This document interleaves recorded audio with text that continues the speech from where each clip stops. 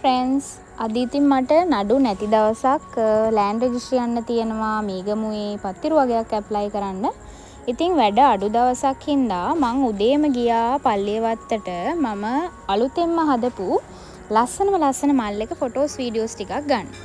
මේ බලන්නකො ළමයි මේ තමයි ටින්කබෙල්ගේ යාළුවෙක්. මෙයාගේ නම රොසෙටා. මෙයාට ගාඩන් ෆේරි ෆ්ලවර් ෆේරි කියලාත් කියනවා. ඉතින් මට හම්බුණා මේ මල් කරත්තේ රෝස පාට.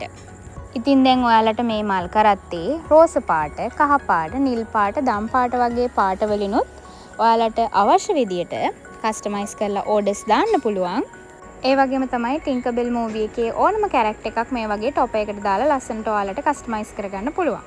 මේ බලන්නකො මේගමු ලෑන්ඩ් රෙජිස්ට්‍රියේ පොල් ගෙඩි වගේ සයිස් තියෙන අඹ ගහක් තිබ්බා. ඊට පස්සේ අපි දෙන්නට පත්තිරු හම්බෙන්න පැය දෙක තුනක් යන නිසා මේ බින්චුන් පිස්සුව තියෙන මගේ ඇසිස්ටන්ට් නංගිත් එක්ක අපි දෙන්න මේ රස්නේ දවසින්ද පොඩ්ඩක් කූල් වෙන්න ගියා.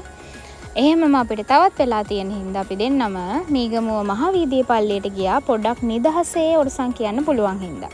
පහුගිය දවස්වල රෝස මිස්ටිකා ස්ටැචු එකට ඕඩර්ස් කීපයක් ආව නිසා ඒකිනුත් ස්ටැචුස් කීපයක් ගත්තා මම.